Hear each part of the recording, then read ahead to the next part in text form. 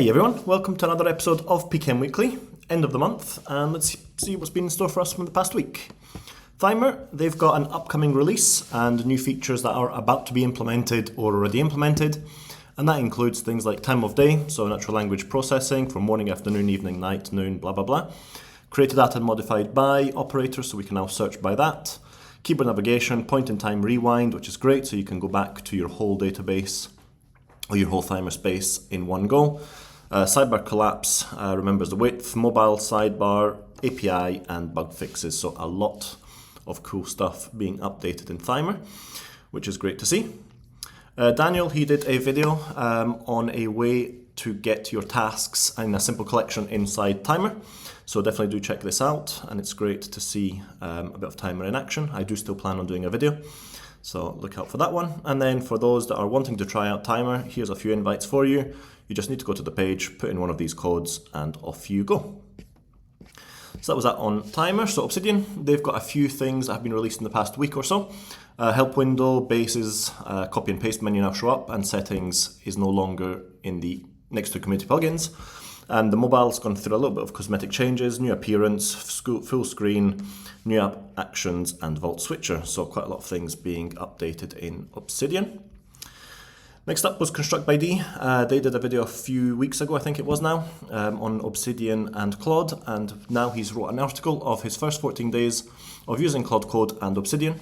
And I think it's a great read because it goes through his thinking process. 6 days ago or so, released 2 weeks ago, installed Claude Code, pointed to my Obsidian Vault and started using it for real day-to-day work. So finally someone that's actually using it rather than just tweaking it and creating MD files and then not actually using it. The setup, the magic glue, teaching your 80/20, and some other findings, and he goes through the real stuff of how he's using it. Definitely worthwhile reading this one and also following Construct by D on YouTube because he has some great quality videos. And on that note, if you also want, do check out Theo's post. It is paywalled, but it looks at Claude Code and Obsidian, and is it time to stop ignoring AI in the PKM world? So some great stuff on that one. And then there was a couple of interesting Reddit posts this week. Better way to track personal finances within Obsidian. This one I've just posted because I liked the first comment that appeared, which is Markdown doesn't do spreadsheets, full stop. The plugins to have spreadsheets on Obsidian are basically importing Excels or Sheets into it. Use the right tool for the right job. And then the one after it is, I bet OP doesn't take this advice. So if you are watching this, don't try and do everything in one tool with spreadsheets and graphic design and everything, but do whatever you wish at the end of the day. And then my progress after 1 week of Obsidian. So OP is looking at it from a different point of view of what they've been able to do in the past week or so of using Obsidian. So some great stuff on that one as well. So if you are starting out or unsure about what Obsidian can do definitely check out this latter one because it can give you some quite good insights. Capacities, they've got the first release of January 2026 even, on the last day of January or just before, and it's a big one, so there's quite a few things. A new fully local offline search engine with many improvements, aliases, block linking, and much more. And you can check out the changelog here about everything that's new, see the videos, see how it works, see what you can do with the various different things that have been updated in Capacities of late, and also the videos here for ease that you can click on it. And they've also released the What Next article, which is always a good insight into seeing what the Capacities team is going to work on in the next few months. And what they're planning is CSV, Markdown, and file import, which I think is needed, because for the time being it's very complicated and convoluted to bring in your notes from other apps if you want to have everything in Capacities. A better AI chat seems to be that everyone's going this route here of trying to bring some way AI into the Notes app. Media types 2.0, which I think is great. Full OCR, automatic titles and descriptions, dominant colors, etc., for a wide array of media types.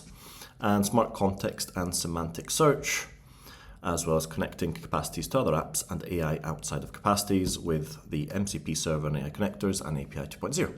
So some great stuff coming in the next few months from the Capacities team. And on top of that, they're looking for some feedback. If you use the right-hand side panel, do you have any workflows or requirements, or are you coming up against friction or finding that things are missing, or that they're simply overkill? So if you want to give your thoughts and opinions, definitely just follow the Discord link There's about 56 or so comments the last time I checked, and you can check it out and then provide your own message and thoughts. So that's that from Capacities. Tana, they've had quite a big release in the past day. So just yesterday they released Claude Code or similar MCP integration. You can have local MCP in your Tana graph. So you can build websites from your voice chats or meeting summaries, convert your ideas into prototypes, and various different other things. Easiest way that you can check it out, how it works and what it can do, is see the post from Brage yesterday that he posted. Basically goes through the thinking process, a few examples of what you can do, and a few thinking from Brage.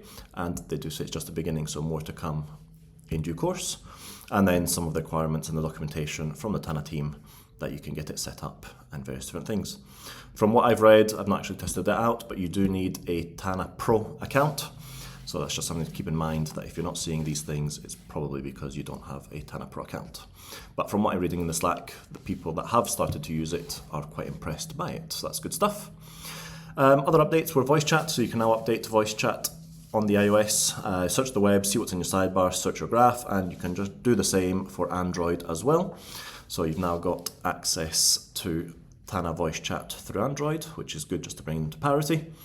And then the team are doing a couple of things, 4 weeks to get your knowledge working. So the Tana team, they're trying to do something new in February, a space to work on a knowledge project within Tana. So you bring your knowledge, weekly sessions, co-working time so that you can work together, and async discussions throughout the week. A couple of ways to join, so definitely worthwhile checking this out if you want to build something with others in your Tana space. So some great initiatives from the Tana team, and especially Theo, so well done on that one.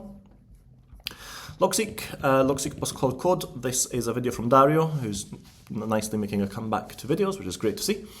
And he's going through of how he looks at his notes and how he gets rid of duplicates and manages his notes using Claude Code. This is using the MD version of Logseq, not the new DB version. So just keep that in mind, that it's not using the latest one. But having said that, there was a user that asked for how are Logseq plus Claude users planning to migrate to the DB version. So if you liked what Dario's doing with Claude Code and Logseq, you can also do the same with the DB version.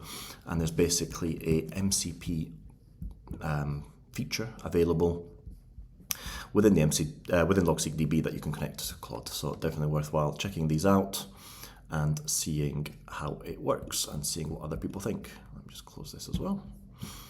And last up for Logseq was a self-hosted sync. So Tiensen just posted overnight that the branch for the self-hosted sync is not merged yet. It still needs to be some testing before it's released, but you can give it a try and see how it looks.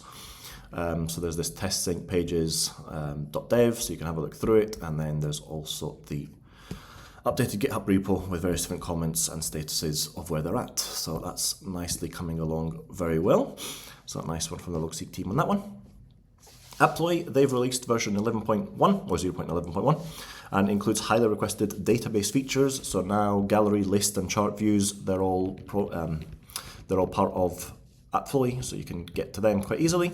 Grouping, multi-rows, database advanced filters, number property new format, so it does the comma separated numbering, and the database covers, you can add a cover to your database page.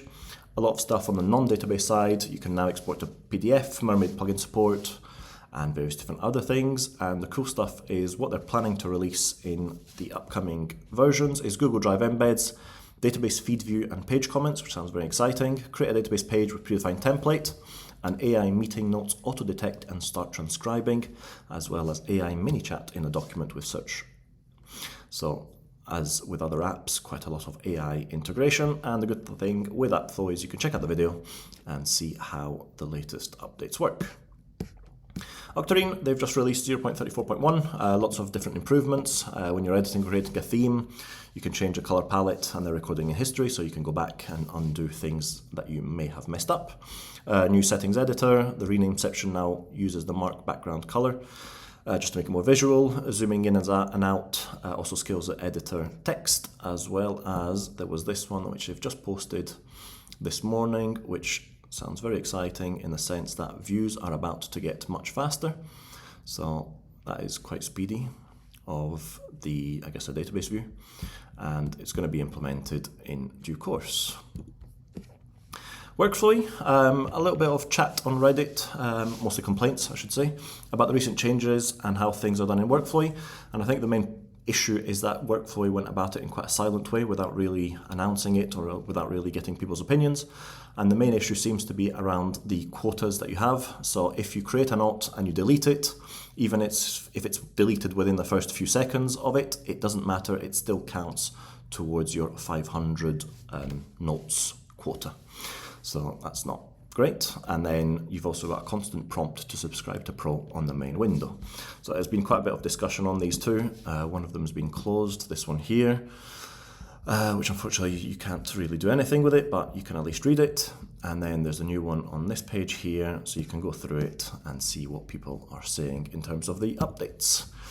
Most of the users do seem to be suggesting that if you find the tool worth it, then maybe it is worth upgrading, but I think it is $7 or $8 with pricing parity for different countries, but definitely worthwhile having a look at that one. And the Craft team, they've released their first release of 2026. How'd that work? Broad UX and performance improvements, smooth, faster craft for everyone and everywhere, tabs and craft agents. So some great stuff from the Craft team on that one. And like with the other apps, if you go to the changelog, it is very detailed and includes quite a lot of insight and information into the various different updates that they've implemented, so you can get the full view here.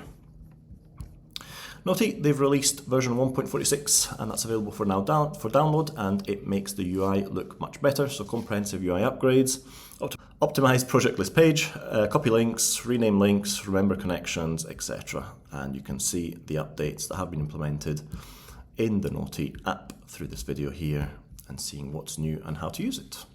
So that was it for this week. Thank you very much for watching, and I shall see you next week. Bye.